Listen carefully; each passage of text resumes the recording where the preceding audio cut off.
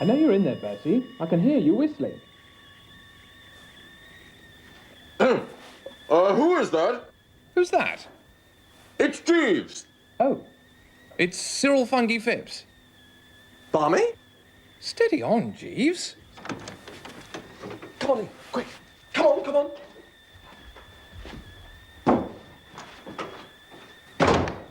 Most extraordinary thing. I was talking to your man Jeeves a second ago. No, it was me. Oh, he said he was Jeeves. No, it was me. I was pretending to be Jeeves. Oh, I see. Jolly good. Why? Well, I don't want my Aunt Dahlia to know that I'm here. I had a bit of a set to down at her place.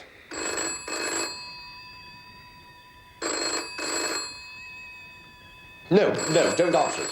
I wasn't going to. No, you see, she'll be regretting it now. She'll be begging me to come back and sort things out. No, answer it. Pretend to be Jeeves. How? Well, just sort of say you're Jeeves. Right.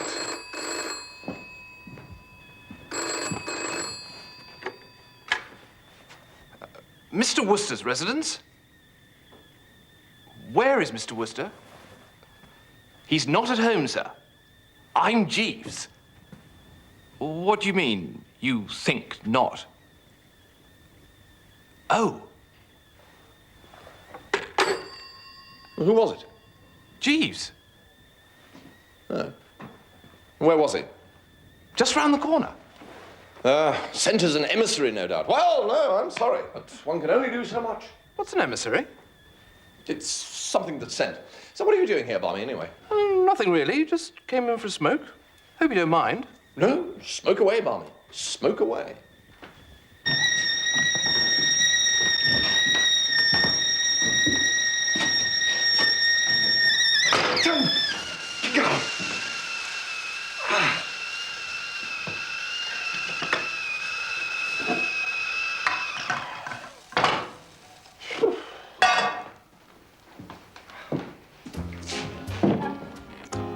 Barmy, when you said you'd come in for a smoke... I can't smoke at the drones at the moment. It's awfully pros, you see. We've got to bet on how long we can go without smoking. My doctor says it's better for me anyway. Good morning, Mr. Funky Phipps. Morning, Jeeves. Mr. Wooster? Morning, Jeeves. I'm just making some tea. Really, sir? Perhaps I could be... No. I may as well do it now that I've started. No, I've got quite used to looking after myself. It's surprising, is it not, sir, how much one can assimilate in a day? Now, Jeeves, it says here it's best to use soft water, but that after boiling it may again become hard. Well, I mean, that's ice, isn't it? And now it says here that yes, that's right, 1 teaspoonful per person and 1 for the pot. Well, I mean, what does the pot get one? If you'll allow me, sir. Cup of tea, Barmy? Love one.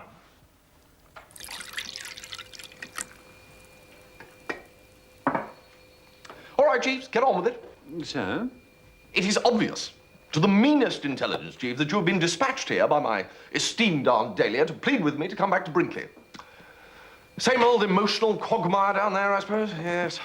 Tuppy grinding his teeth, Angela aloof, Uncle Tom off his feed, Madeline off her head, and Fink-Nottle trembling at the thought of this prize giving. Well, I'm sorry, Jeeves, but Mrs. Travers will just have to sort this whole thing out herself this time. Very good, sir. I was, in fact, sent to try to persuade Monsieur Anatole to return, sir. Anatole the cook, Jeeves? Yes, sir. What? Not to persuade me back to Brinkley to restore peace and harmony to the inhabitants? Mrs. Travers made no mention of it, sir. Well, of all the nerve, Jeeves. And this is what they call gratitude, is it? I really couldn't say, sir. Well, I don't think I'm going too far, Jeeves, when I say that this just about takes the giddy biscuit. Very good, sir. Well, I shall return to Brinkley instanter, Jeeves, and give the whole bunch of them a good talking to, starting with that idiot Tuppy. If you want to try the Turkish, they're in the silver box. Oh, right-ho, Bertie. Toodle-pip. Cheerio.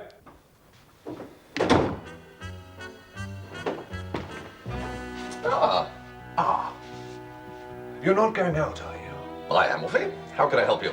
Well, I wanted to have a smoke. Say no more, Wolfie. My house is your house. I've got this bet on with Barmy. No need to explain a thing. If you want to try the Turkish, they're in the silver box.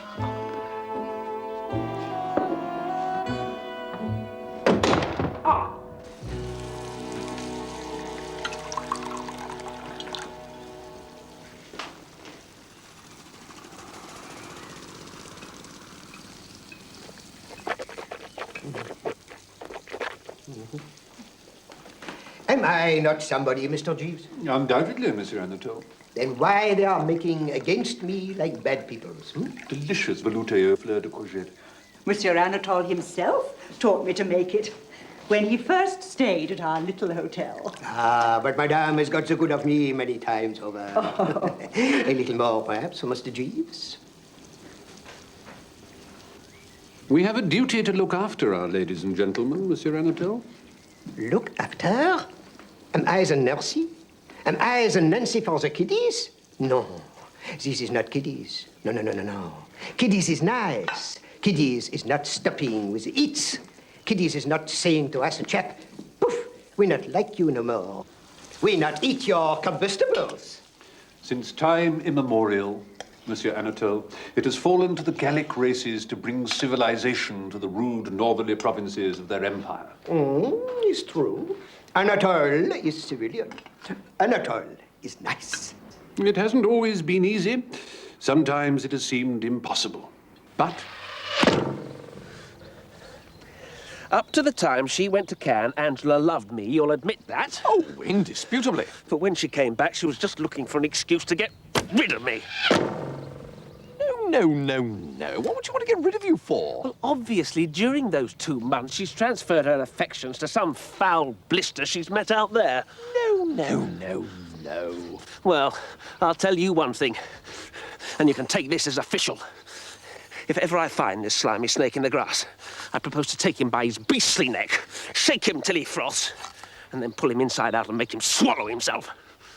All right? My dear Tuppy, during those 2 months on the Riviera, it so happens that Angela and I were practically inseparable. If there had been somebody nosing around, I should have spotted it in a second. I see. So, no mixed bathing and moonlight strolls? No, no, no, no. Well, only with me. It was quite a joke at the hotel. But then I've always been devoted to Angela. Really? Oh, yes, yes. When we were kids, she used to call me her little sweetheart.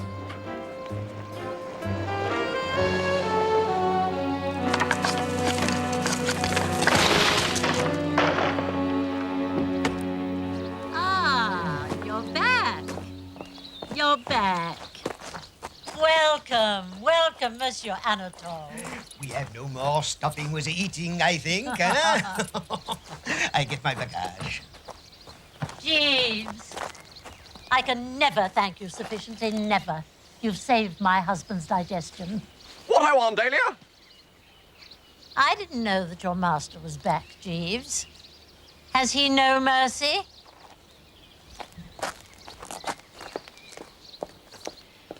Jeeves, suppose that you were strolling through the illimitable jungle and you happened to meet a tiger cub. the contingency is a remote one, sir. Well, never mind. Let us suppose it. Very good, sir. Let us now suppose that you biffed that tiger cub. And let us further suppose that word reached its mother that you've done so. Now, what would you expect the attitude of that mother to be? In the circumstances, I should anticipate a certain show of disapprobation, sir. Yes, very good, Jeeves. Very well put. Now, let us suppose that recently there'd been some little coolness between the tiger cub and the tigress. I don't know, for a day or two, perhaps they'd not been on speaking terms. Now, do you think this would make any difference to the vim with which the latter would leap to the former's aid? No, sir. No. Ah, well, here then, in brief, is my plan. I will draw my cousin Angela to one side to a secluded spot, and I shall roast Tuppy properly. Roast, sir? Disparage, knock, decry, denounce. I shall be very terse about Tuppy, giving it as my opinion that in all the essentials, he is more akin to a warthog than an ex-member of a fine old school. And what will ensue? What indeed, sir? No, that was one of those, what's-it questions. Rhetorical, sir? Right, yes. Now, hearing him attacked, my cousin Angela's heart will become as sick as mud. The maternal tigress in her will awaken. And no matter what differences they may have had, she will remember only that he is the man she loves, and she will leap to his defense.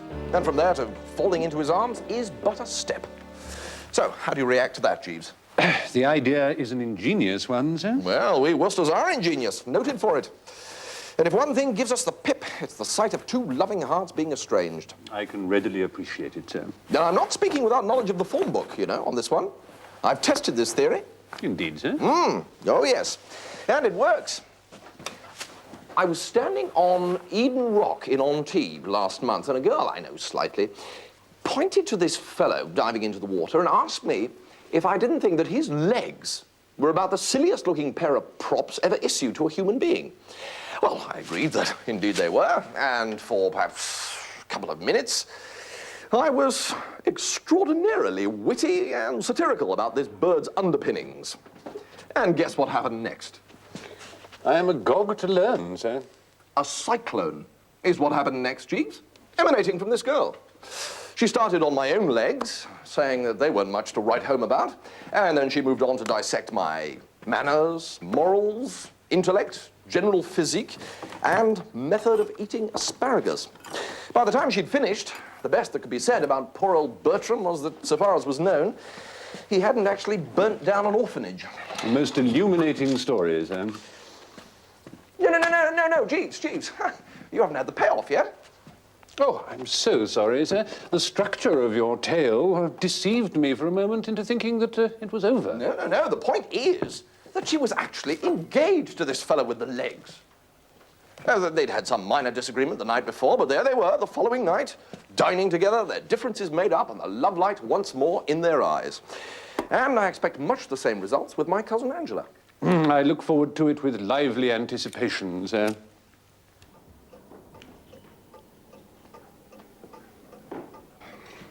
Care for a saunter, Angela, old girl? Love to, Bertie, darling. Good. Tom's listening to the news. I have much to say that's not for the public ear.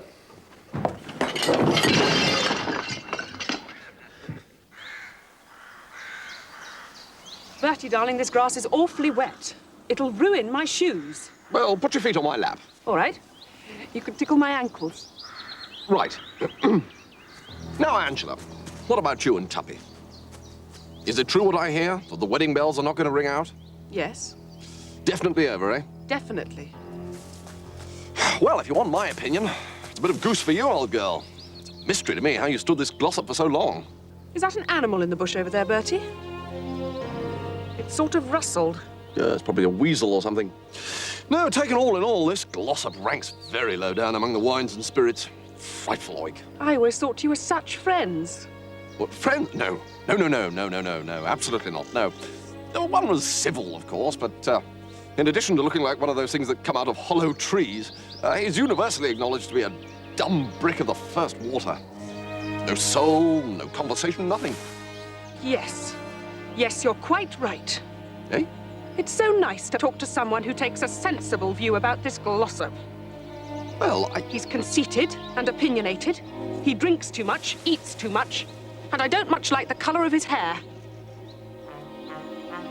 I'm going in. Goodbye, Bertie. So! Ah, Tuppy, old chap. So! Been here long? Long enough. And in about 2 seconds, I'm going to kick your spine up through the top of your head. Yes. I think I know what's on your mind, Tuppy. If you were in those bushes during the conversation with the recent Angela... I was. You were, right, good. Yes, well, we won't go into the ethics of the thing. Eavesdropping, some people might call it, a bit un-English, Tuppy, I think you must admit. I'm Scots. Really? I didn't know that. I'm going to kick you. Look, Tuppy, it was a plan. What are you talking about? Well, if it wasn't a plan, why would I knock you to Angela? Because you're in love with her yourself. I rest my case. What? No! Someone stole her from me in Cannes. You told me yourself she was with you all the time and hardly spoke to anybody else. Now, Tuppy, look, you've got this all wrong, and I can prove it. Now, during that sojourn in Cannes, my affections were engaged elsewhere. What? My affections engaged elsewhere during that sojourn. Well, who was she? My dear Tuppy, does one bandy a woman's name? Oh, one does if one doesn't want one's bloody head pulled off. Right, well, yes. Well, obviously this is a special case. Madeline Bassett. You're in love with that weird gourd helper's Bassett? Well, I don't think you should call her a weird gourd helper, Tuppy. Odd in some of her views, perhaps.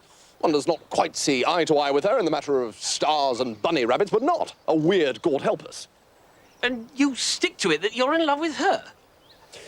It is not 24 hours since she turned me down. Turned you down? Like a bedspread, in this very garden. So you'll readily see that I can't be the chap, if any, who stole Angela from you in Cannes. Well, because your affections were engaged elsewhere? During that sojourn. Oh, I see. All right, then. Sorry to have troubled you.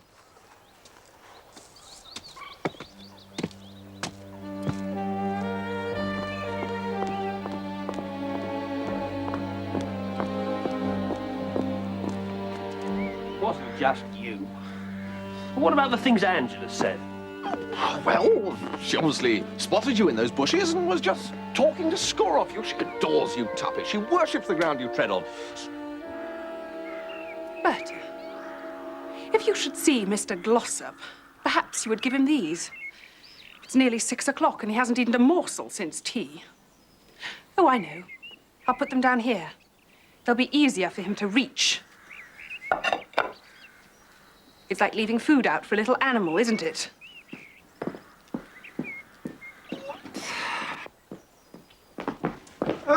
Angela? How still and peaceful everything is.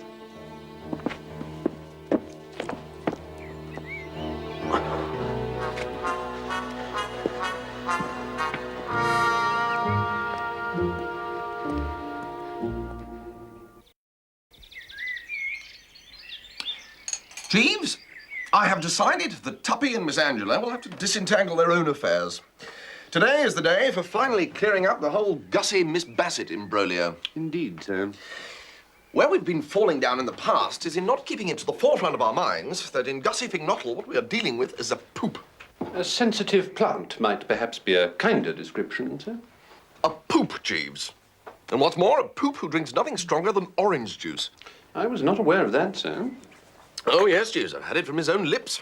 Whether from some hereditary taint or because he promised his mother he wouldn't, Gussie Fink-Nottle has never pushed so much as the simplest gin and tonic over the larynx.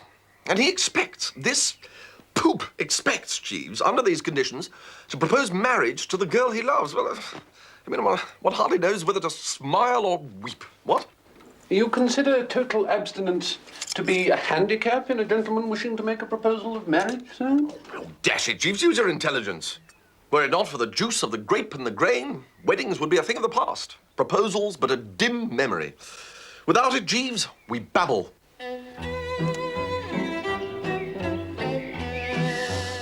Thank you, Jeeves. Only active measures promptly applied can prevent this poor poop Fink-Nottle from babbling about newts again. Which is why I intend to secure a bottle of gin and lace his luncheon orange juice with it. Sir? I can't imagine why you sir, Jeeves. Plan I've put forward seems to me to be icily logical. I fail to see why it should attract any sirring. No, sir. Let us hear your objections then, Jeeves. A certain amount of risk is inherent in your stratagem, sir. It is not always a simple matter to gauge the effect of alcohol on a subject previously unexposed to such stimulants. It can have distressing results in the case of parrots. Parrots? I'm thinking of an incident when I was in the service of the late Lord Brancaster, a gentleman who owned a parrot. One day it happened that the bird was lethargic, sir, and his lordship offered it a portion of seed cake steeped in the 84 port. Good egg. The bird bit his lordship on his thumb and sang part of a sea shanty. It then fell to the bottom of its cage and remained there for some considerable period of time, with its legs in the air, unable to move. I merely mention this, sir. There's a flaw here, Jeeves. Do you know what it is? No, sir. Gussie isn't a parrot. True, sir, but... No more discussion, Jeeves. He's a poop. Very good, sir.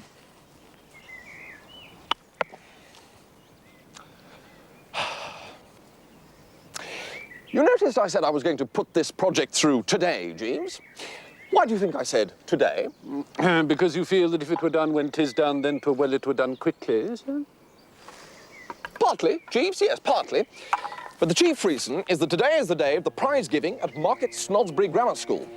We shall, by lacing the juice, not only embolden him to propose to Miss Bassett, but also put him so into shape that he will hold that Market Snodsbury audience spellbound. I see, sir.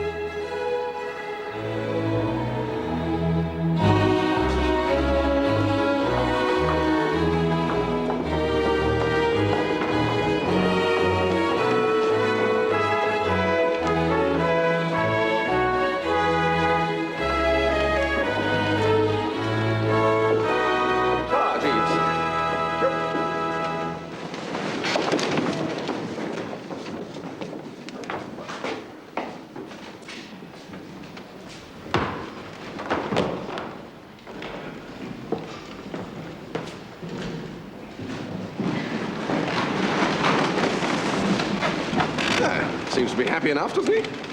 Indeed, sir, the engagement appears to have lifted his spirits quite considerably. Engagement? You're not aware that Mr. Fink-Nottle proposed to Miss Bassett this afternoon and was accepted, sir? Well, Jeeves. Yes, sir. You see how right I was? Indeed, sir. Yes, this must be rather an eye-opener for you, Jeeves. Watch me handling this case. Luckily, sir, I found an opportunity to add half a bottle of ardent spirit to his luncheon orange juice. Lords, ladies and gentlemen. Oh, Jeeves. So did I, Jeeves. This year, we are all delighted to welcome, as our guest for the afternoon, Mr. Fitzwattle. Fink-Nottle? I should say, Fink-Nottle. Well, of course you should, you silly ass. Well, all right, get on with it. We are all happy, as I say, to welcome Mr. Fink-Nottle, who has kindly consented to present the prizes. Now, I'm sure Mr. Fink-Nottle's name is familiar to us all. Well, not to you. You didn't seem to know it so dashed well, what?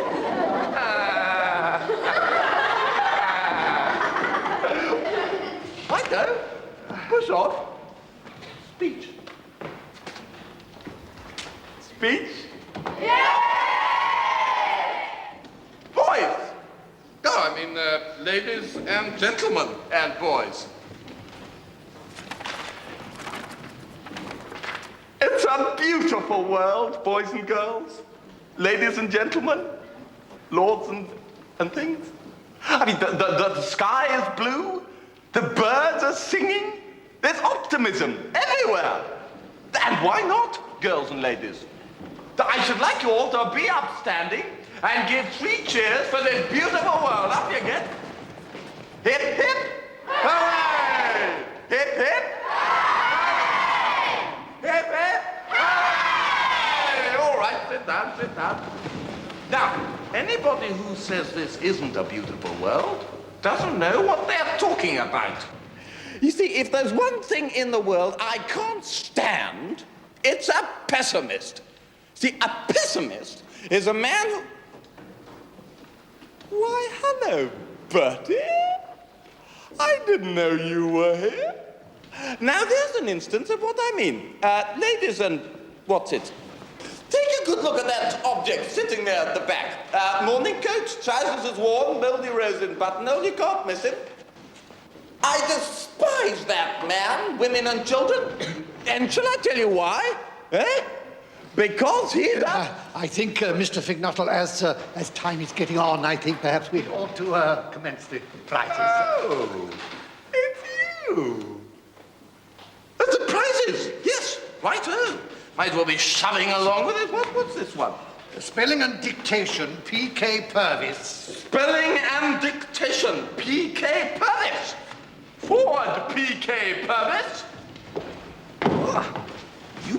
P.K. Purvis? Yes, sir. It's a beautiful world, P.K. Purvis. Yes, sir. Ah, you've noticed it, have you? Good. You married by any chance? No, sir. Get married, P.K. Purvis. It's the only life. Yes, sir. Good boy.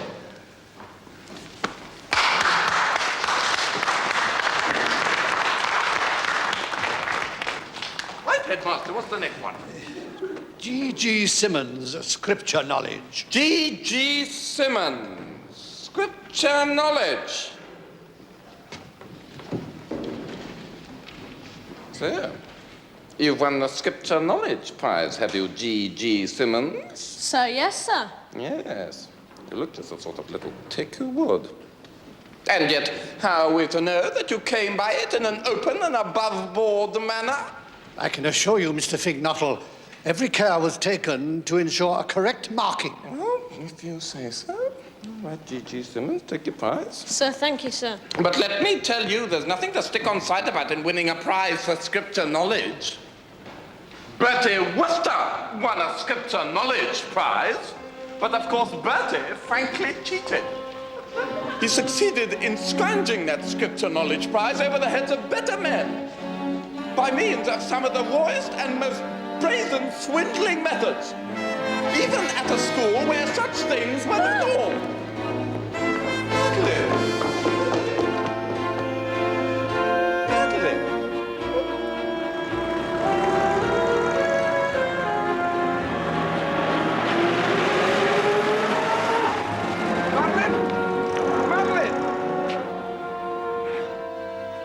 You will not be surprised to learn, Jeeves, that Madeline and Gussie are no longer engaged after the fiasco of the prize giving. Was there much more after I left?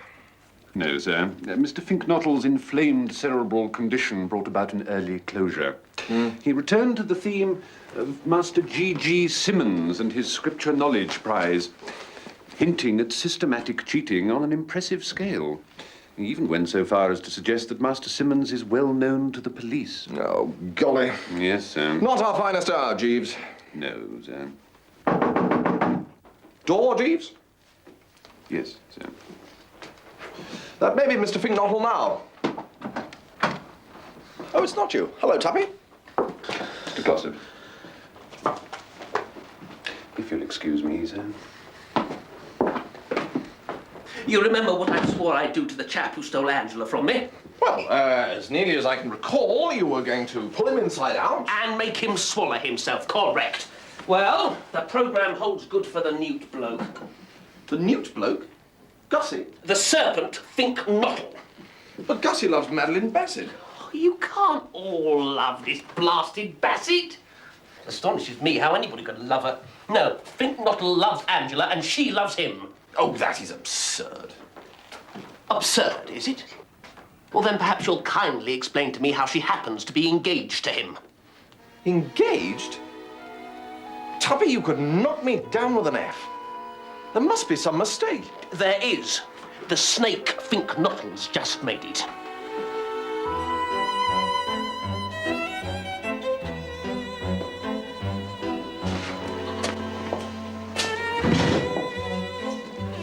There you are. Where are all the staff tonight, you know? They've gone over to the staff dance at Kingham Manor.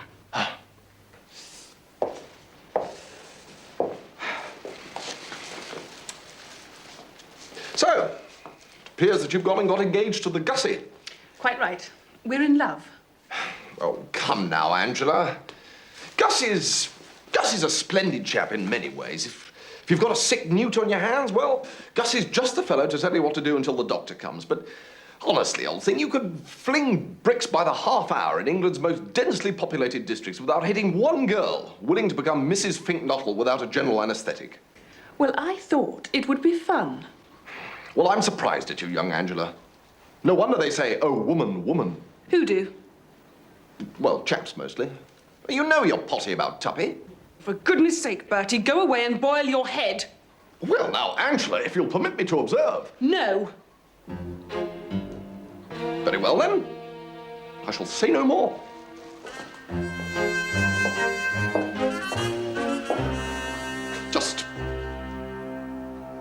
Tickety-tonk. I say, Jeeves, do you know what's happened? Mr. Fink-Nottle has got himself engaged to my cousin Angela. Gentlemen who are discarded by one young lady are apt to attach themselves without delay to another, sir. It is what is known as a gesture. My Uncle George... Oh, never mind your Uncle George, Jeeves. No, sir. Save him for the long winter evenings, eh? Just as you say, sir. We must concentrate on rescuing Gussie. Go forth and scour the neighbourhood. I don't think that will be necessary, sir. Mr. Fink-Nottle is here. Mr. Fink-Nottle, sir? Gussie? Is that door locked? Yes, sir. Let me in, blast you! Who's on this door? What's going on? Are you in there? What do you think you're doing? Listen, if you don't open up, I'm going to jolly well break this door down! Wooster! Wooster! Right! Why was that door locked? Is one to have no privacy, Glossop? I instructed Jeeves to shut the door because I was about to disrobe. There, you see? Thank you, sir. Thank you, Jeeves. But I heard his snaky little voice. Well, I intend to search this room from end to end. And if he is here, you better say goodbye to him quickly and order your lilies.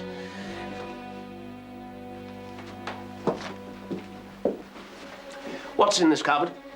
Just clothes. The usual wardrobe of an English gentleman. You're lying. Ha. Ha.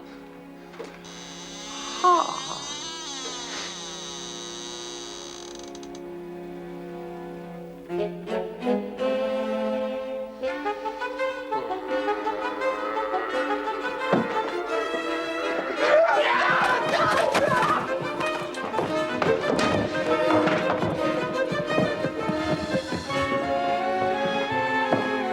Jeeves, this is all getting a bit thick. Yes, sir.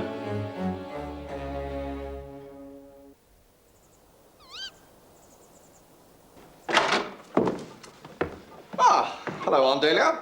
Bertie, give me a drink. Anything, so long as it's strong. Approach Bertram along those lines, Aunt Dahlia, and you catch him at his best. Attila. That's the name, Attila the Hun. Eh? I've been trying to think all through dinner what it was you reminded me of. Oh, now look, after everything I've done... Angela tells me she's going to get engaged to this spink bottle. Well, temporarily, yes. So there it is. My only daughter, for whom I had dreamed of a wonderful golden future, is going to marry an inebriated newt fancier. Well, Aunt of my heart, yes, I can't but agree that things are not too oojar come spiff at the moment. Yes, Jeeves? A note for you, sir. From whom, Jeeves? From Miss Bassett, sir. What does Madeline Bassett want to write to me for? Open the damn thing and see.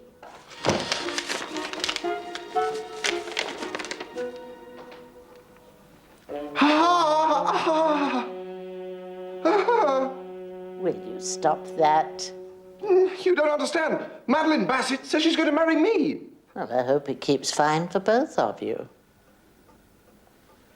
I hope you won't take it amiss, sir, but I've been giving some attention to what might be called the amatory entanglements at Brinkley.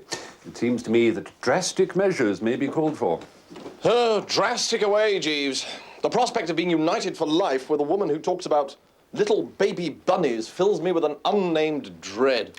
Supposing, sir, that in the middle of the night the fire alarm bell were to ring. Oh, not the fire alarm thing again, Jeeves. Yes, sir.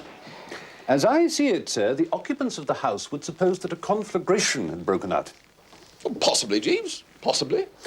Whereupon, if I'm not mistaken, Mr. Glossop would hasten to save Miss Angela, while Mr. Fink-Nottle would perform the same office for Miss Bassett. Huh? This is based on psychology, is it, Jeeves? Yes, sir. It is thought to be the instinct of everyone upon the alarm of fire to save the object dearest to them.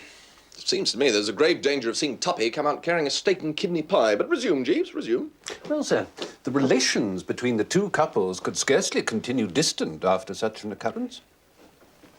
Well, you may be right. I just feel that there's great possibility for a slip-up here, Jeeves. However, I'm not in a position to cavil at even 100 to 1 shot. At what hour would you suggest bonging the bell? Not before midnight, sir. Shall I bong, or will you? I think it would be better coming from you, sir.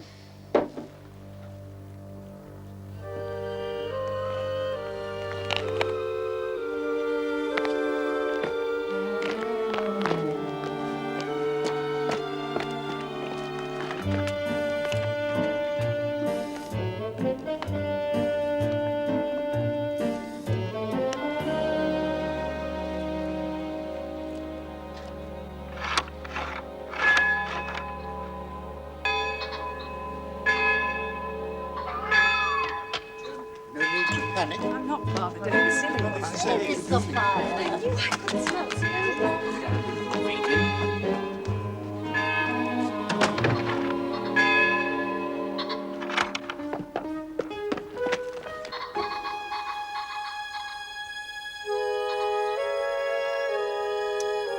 Well, Jeeves?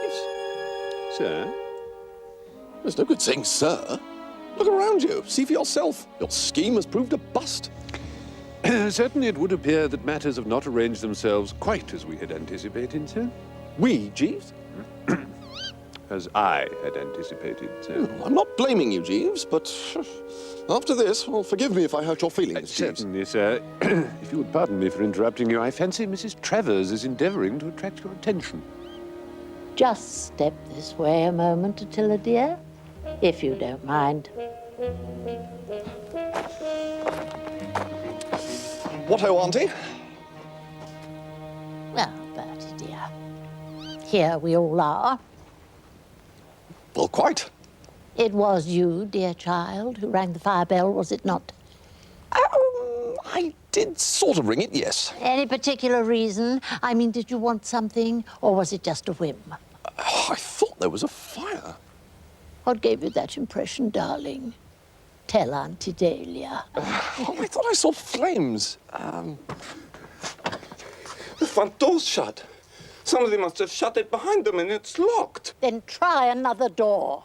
They're all locked. We could ring the doorbell. And who would you expect to answer it, dear?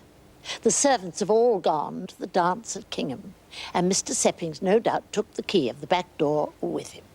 We can't stop out here all blasted night, blast it. If Seppings has taken the back door key, why doesn't one of us take one of the cars, drive over to Kingham and get it from him? That's the first sensible suggestion I've heard all day. It's locked. That's locked too. Well, that's absolutely wonderful.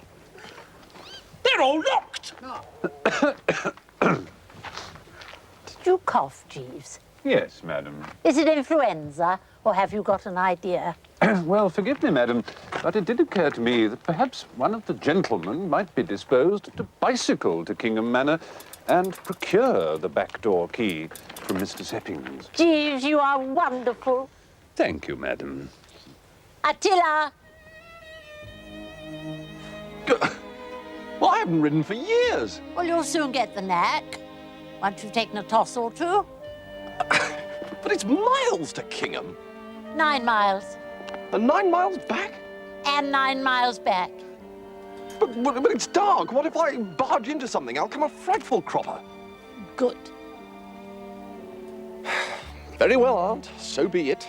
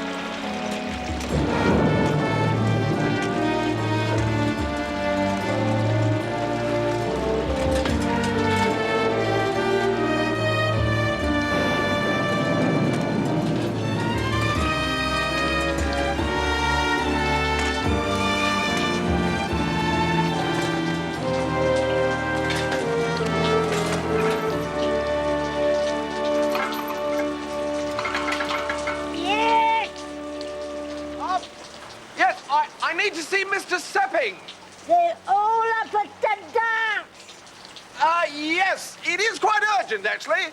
I can try and telephone him with the telephone. Yes, if you would.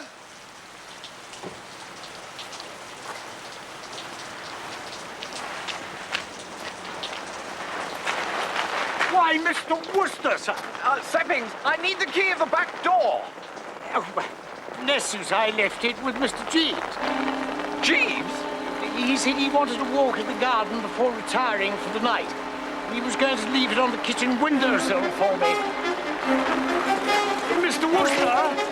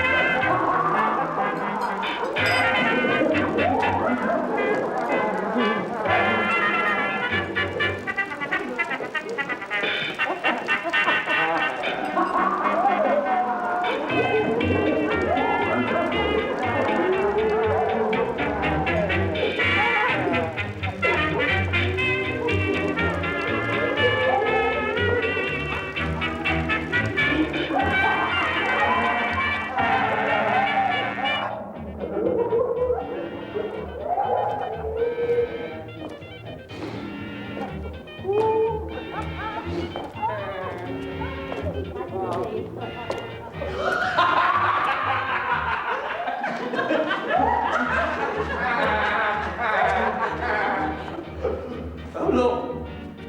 He's back.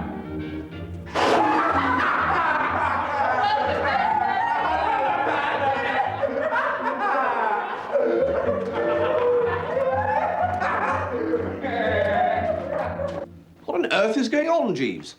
House seems positively awash with joy and laughter. It's gratifying, isn't it, sir? Oh, come now, Jeeves. I fear I've not been entirely frank with you regarding the fire bells. I never anticipated that it would of itself produce the desired results. I'd intended it merely as a preliminary to what I might call the main business of the evening. You gibber, Jeeves. Explain yourself.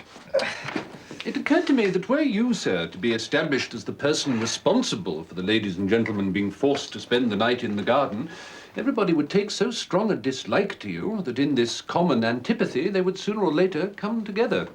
And such proved to be the case. After your departure on the bicycle, the various estranged parties agreed so heartily in their abuse of you that the ice was broken.